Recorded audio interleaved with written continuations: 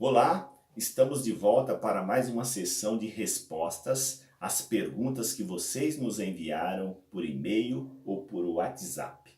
Sejam muito bem-vindos. Bem-vindos ao segundo vídeo da série Carmen e Daniel Respondem. No primeiro vídeo nós falamos a vocês sobre o desânimo no processo depressivo e falamos também sobre o sofrimento diante do término de um relacionamento. Agora, nesse segundo vídeo, nós vamos trabalhar sobre tempo e ansiedade e também falar sobre a fé na busca do sentido da vida. Vamos começar então com tempo e ansiedade. Por favor, Carmen. Ok, vamos lá. Quando nós pensamos no tempo, nós pensamos no quê? Nos acontecimentos dos fatos da nossa vida, não é assim? Pensamos nos momentos que nós vivemos. E eu quero aqui separar com vocês em dois tempos, tá? O tempo subjetivo, que é o tempo de cada um de nós, e o tempo, vamos chamar assim, o tempo do mundo, o tempo global, o tempo do universo, que é o tempo de todos nós. Este tempo eu quero demonstrá-lo através de um relógio. 5 minutos para nós aqui no nosso país representa 5 minutos. 5 minutos em outro país representa 5 minutos. Então quer dizer, este é um tempo universal. O tempo, né, do cronômetro. Que não importa a idade, não importa a situação social, não importa a cultura, o tempo é para todos igual em todo mundo. Esse Isso. tempo de fora. Isso Ok. mesmo. E o subjetivo é o tempo nosso, né? Do que a gente vive, o que eu vivo naqueles 5 minutos e o que você vive Ok. naqueles 5 minutos, 50 minutos. Ok, gente? Tudo bem, vamos lá. E para isso eu quero falar de um texto bíblico bem interessante, né? Que eu vou usar uma palavra dele. Ele está em Efésios, capítulo 5, versículo 15 e 16. Ele diz o seguinte: olhai, portanto, cuidadosamente como andais, não como nécios, mas como sábios, remindo o tempo, porque os dias são maus. Quero usar essa palavra, remir o tempo. O que significa remir? É comprar de volta aquilo que antes te pertencia. Ok. Tá? Então, quando nós pensamos nisso, a gente pode olhar que a gente precisa cuidar do nosso tempo com sabedoria. Por que remir o tempo? Porque este tempo de fora, que a gente está chamando de mundo, vamos usar esse nome aqui, ele é um tempo acelerado e a cada dia está se acelerando mais, né? Pedindo algumas coisas para nós, querendo que a gente se encontre com ele. E o tempo subjetivo nós vamos chamar aqui de corpo e de alma. E o quanto os dois tempos tá com muita dificuldade de se harmonizar. Porque o mundo, né, Carmen, ele fica exigindo coisas da gente. Tá tão acelerado que ele dita a moda da beleza, dita o que comprar, dita até o que comer. E às vezes, muitas das vezes, aquele tempo lá de fora, o ser humano, ele não consegue acompanhar, ele não consegue se encaixar. Isso traz um sofrimento interno, né? Isso mesmo. E é interessante a gente pensar que esse tempo de fora, ele é tão rápido e o tempo de dentro, ele é mais demorado. Ok. Tá? Vou citar um exemplo. Quando a gente bate o pé, dá uma topada numa cadeira, por exemplo, o tempo da batida entre o meu corpo e a cadeira é um tempo rápido. Agora, o tempo que eu sinto no meu corpo, nas minhas emoções, a dor, é um tempo demorado. Ok. E a mesma coisa na alegria. Quando a gente marca um encontro com alguém, aquele encontro, ele tem um tempo determinado, mas o sentimento que eu levo comigo da alegria de ter encontrado, de ter estado com alguém, é um tempo maior, é um tempo duradouro. É interessante que na nossa profissão a gente vê gente sofrendo com alguma coisa desde criança. Às vezes a pessoa tem 40, 50 anos e vem trazendo aquele sofrimento, né? É interessante isso. E pensarmos o quanto este mundo de fora, o externo, né, nos convoca a estarmos sempre ligados, antenados ao que está acontecendo lá. E o nosso corpo e a nossa alma, gente, não dá conta disso. E aí começa um problema interno, de nós queremos correr atrás daquele tempo, mas não damos conta disso, Ok. né? E nisso a gente precisa pensar que isso nos causa ansiedade de querer atender algo que nós não damos conta, que nem entendemos muito bem o que é isso. Agora, o que eu quero pensar aqui junto com você, com quem está nos assistindo? Existem cuidados conosco que são, por exemplo, antecipações, que são importantes.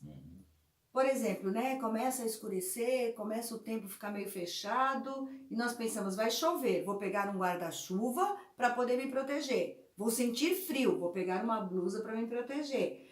Vou a um lugar que talvez eu não encontre nada para poder comer, então vou levar um potinho com algumas frutinhas, uma bolachinha, alguma coisa. Isso são cuidados, é prudência com você. E quem nunca ouviu alguém dizer, né? Estou ansioso porque vou fazer uma prova. Estou ansioso porque vou fazer uma entrevista. Isso é saudável. Você está com cuidado com você. Preciso me preparar para isso. Exatamente isso que você falou. A pessoa, quando isso é visto como um cuidado, a pessoa se prepara com as ferramentas que está disposta a ela para que ela possa se apresentar de uma maneira mais tranquila. Isso, podemos dizer assim, né? Ter uma vida mais saudável. Mais saudável. Tá?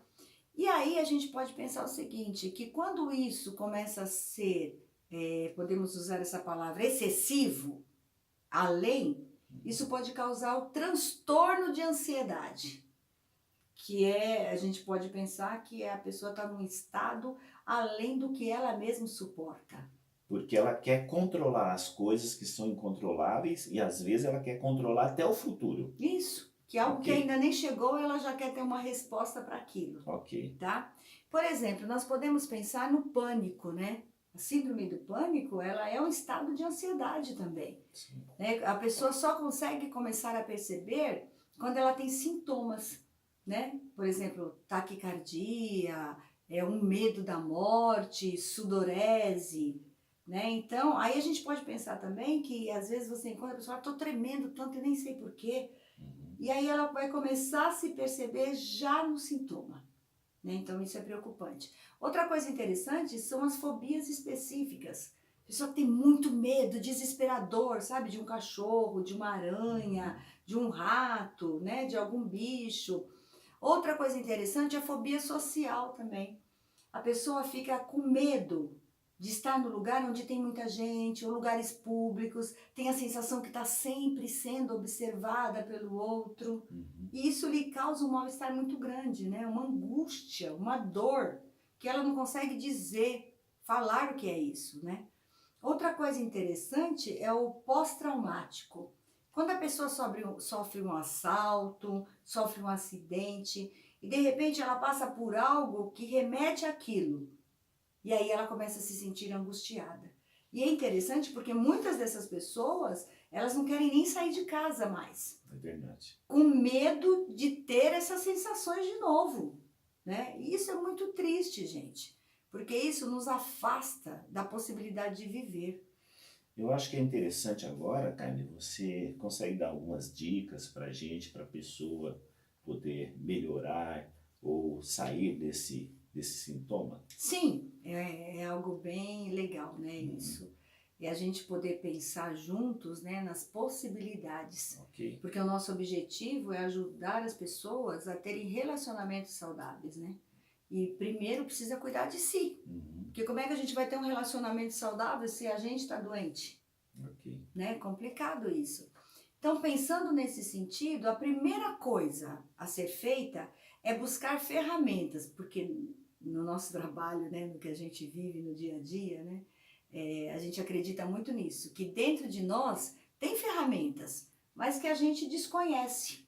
Não entramos em contato ainda com isso. E quem pode nos ajudar a fazer isso? É aquele que vai nos ajudar a interpretar o que está escondido de nós mesmos. Ok. Né? Fazer uma terapia, ter um atendimento, por exemplo, um choro. Muitas vezes a gente chora e não sabe por que está chorando. E esta pessoa vai te ajudar a interpretar esse choro, a interpretar este medo, essa angústia, tá? Poder trazer o que está lá atrás. Ok. Outra dica também muito interessante, né, se a gente pode chamar de dica ou algo essencial, é uma ajuda médica. Por quê? Por causa do orgânico. A gente precisa reorganizar este orgânico, né? A tremedeira, a palpitação do coração. Falta de sono. Isso, falta de sono. Então vai ter um profissional que vai lidar com isso. É interessante, Carmen, que você está falando, que hoje a terapia ela anda de mão dada com os profissionais, com o psiquiatra, com outros profissionais. Que quando a pessoa ela procura um profissional, às vezes o psiquiatra fala, ó, você está fazendo terapia? Você tá... E você conta, o profissional vai dizer, olha, então a medicação que eu vou te dar é um pouco menor, por menos tempo, tal, porque você está falando disso. Isso, né?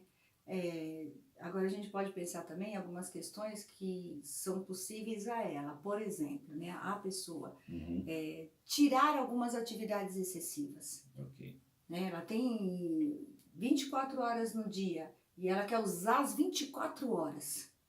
Né? Então, olhar para essas 24 horas, que dentro dessas 24 horas, ela precisa estabelecer alguns limites. Né? Isso não cabe mais, isso cabe. Tá? Pensar nisso, tirar aquilo que é excesso. Ok. Tá? Uma outra ideia que a gente precisa desenvolver é que a gente está falando da alma e do corpo. E o nosso corpo é aquele que tem o comportamento daquilo também que é excesso. Então ele precisa de cuidados, o corpo. E aí tem os exercícios físicos. Né? Por exemplo, a pessoa que está muito ansiosa, ela precisa de exercícios de respiração, que a acalmem, né? E o bom para quem é ansioso é que ele tenha o horário certo do exercício. Marcou lá, 4h30, então 4h30 horário. 5 horas é 5 horas. Para que ele vá se adaptando, tenha o conhecimento de que é possível fazer aquilo calmo. E dentro de um horário. Isso. Porque se ele tiver um horário livre, que ele pode ir qualquer hora, às vezes ele não vai. Isso mesmo, né? Às vezes é interessante, né? É não se boicotar. Porque nessa aceleração ele quer arrumar respostas e acaba boicotando, não respeitando o seu limite, o seu tempo. Outra questão é esse descanso físico e também uma boa alimentação. Né? Porque a alimentação também ajuda nessa questão da ordem do sono. E a última coisinha que eu quero falar para vocês, reconhecer e procurar outro destino para os pensamentos de angústia, de desespero, tá?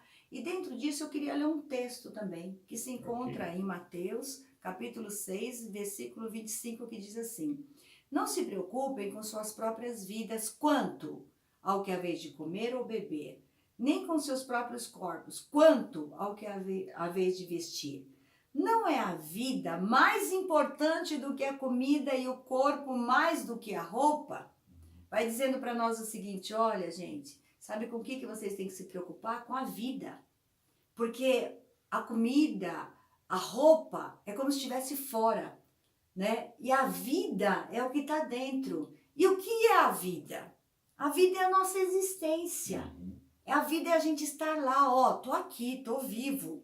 Então, esse texto serve para nós da seguinte maneira: se preocupe com a sua existência, se preocupe com a sua vida, se preocupe com esse corpo, se preocupe com o que está dentro de você, se preocupe com a sua existência. E agora, né, eu vou passar para o Daniel aqui, porque o tema é bem interessante, né? Muito interessante. Que fala da fé, né, e o sentido da vida. E a gente está falando de vida aqui, se preocupar com ela. Ok? Então, gente, agora nós vamos falar sobre a fé na busca do sentido da vida, complementando isto que a Carmen já conversou com a gente. Uma primeira coisa que a gente tem que pensar é o que te deixa feliz. Uma razão para você ficar feliz.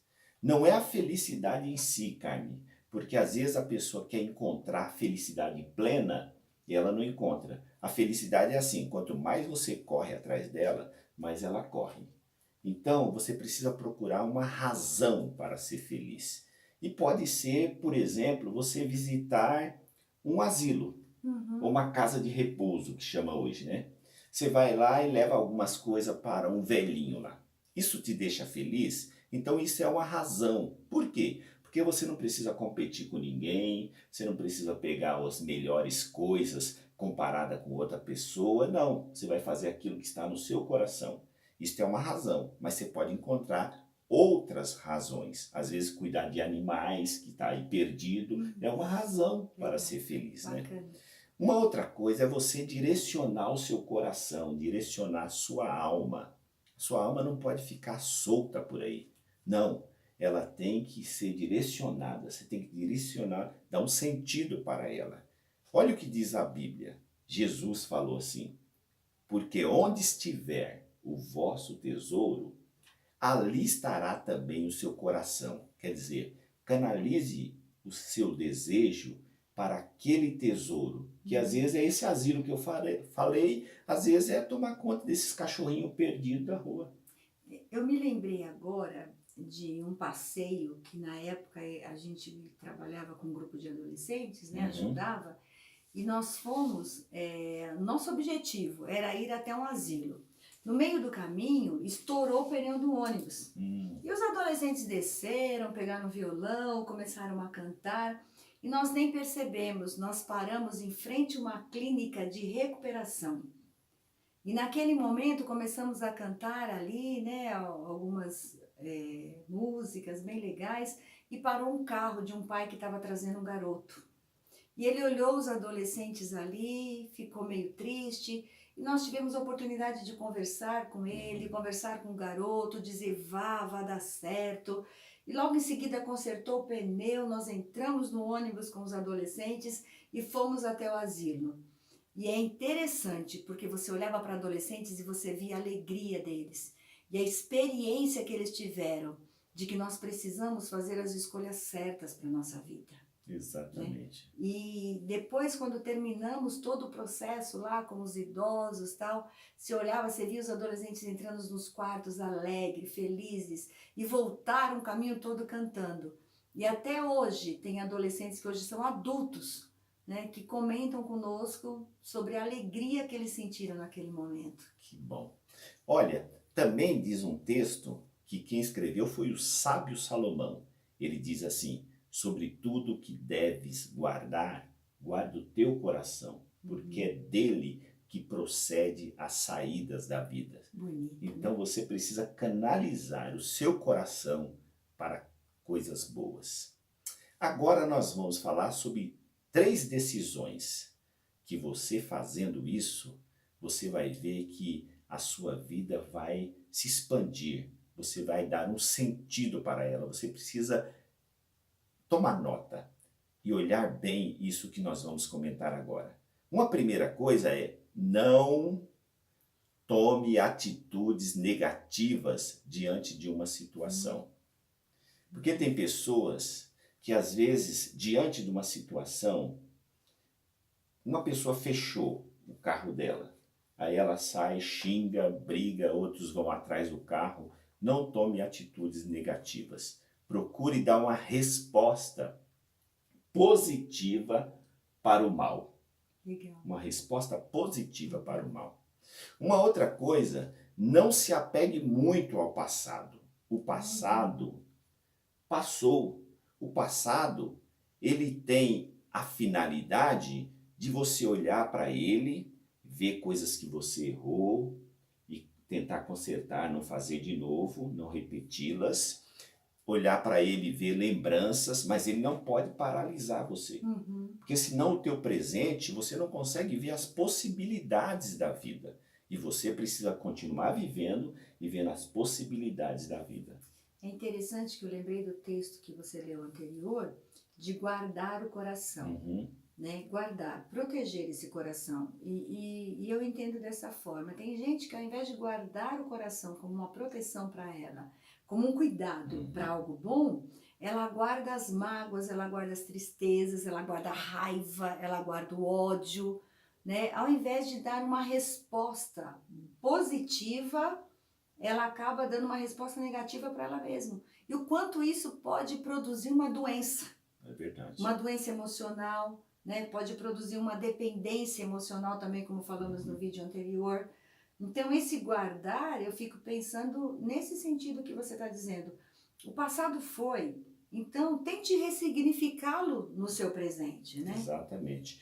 Por isso que a palavra fim, ela vem de finis, do latim, que quer dizer fim, quer dizer finalidade e quer dizer também propósito. Tem pessoas que estão usando o passado como uma finalidade para o seu presente. Não, a finalidade do passado é que você repense, que você olhe para ele com ressignificação, como você disse. Também uma terceira decisão é não cobre demais de você mesmo, nem das pessoas. Você não espere demais das pessoas, porque isso você precisa entender. Você é uma pessoa, eu sou uma pessoa, nós temos limites que nós não conseguimos atravessar. Nós temos problemas e nós precisamos não cobrar muito da gente, nem das outras pessoas, porque senão nós não descobrimos o real sentido da vida. Quando você diz isso, eu fico pensando na questão da ordem da ansiedade. Como se a gente tivesse que sempre atender demandas do outro, né? E sempre querendo que o outro atenda demandas nossas. Talvez pensar, né? Começar a olhar para isso e ver que sentido eu posso dar. Diferente do que eu estou dando até hoje, né? Exatamente. Você vê aquele texto de Paulo, de Filipenses, ele diz assim, ele estava preso numa situação triste, mas o que ele fez? Ele falou assim, irmãos, escreveram uma carta para os irmãos. Olha, eu não digo que eu já tenho alcançado, mas sabe o que eu faço? Eu vou esquecendo das coisas que ficaram para trás e prossigo para as coisas que estão diante de mim. E ali na prisão no presente, ele pôde escrever 13 cartas para muitos irmãos em toda a Ásia. E legal disso é que ele vai dizendo assim, ó, diante de mim. Diante, né? Ele está vendo ali, ó, o futuro, ele não está apegado ao passado. O passado, ele não serve como memória, né? Ele não serve como lembrança. Tem muitas coisas boas que nós vivemos no passado, mas também tem coisas tristes que nos constituíram hoje gente, né? Que a gente trata as pessoas melhores por ter, no passado, ter feito de um outro jeito, né? Ele nos constituiu, só que ele não pode nos aprisionar, né, Daniel? É essa a questão, né? Nos deixar paralisado, que foi o que aconteceu com Paulo. Exatamente. Então, gente, agora nós vamos entrar no ponto, aonde entra a fé, então, aí, na busca de sentido da vida. Olha, a fé, ela precisa ser liberada. Liberada. E de que forma a gente libera a fé? A gente libera a fé falando. Falando.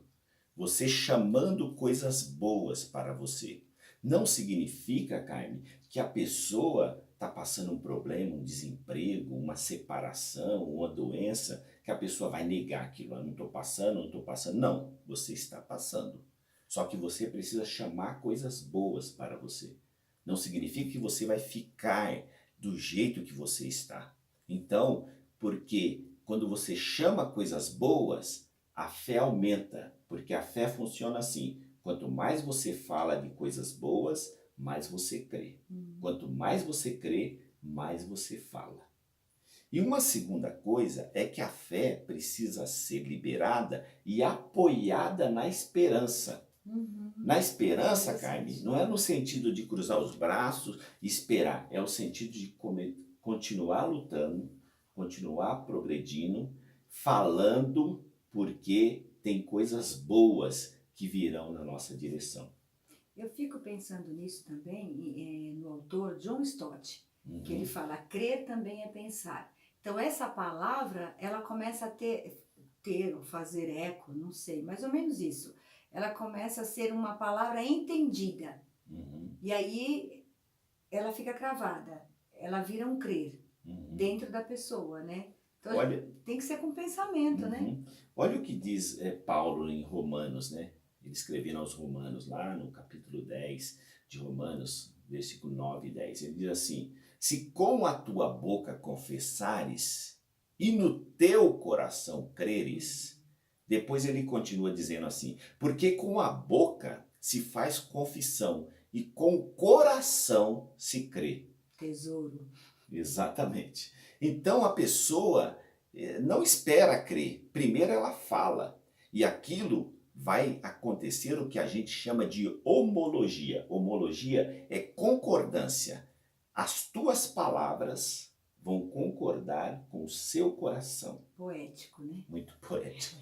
E você, quanto mais fala, mais você crê. Quanto mais você crê, mais você fala. Assim você vai chamar coisas boas para a sua vida e vai começar a andar no sentido da vida. Legal, bonito.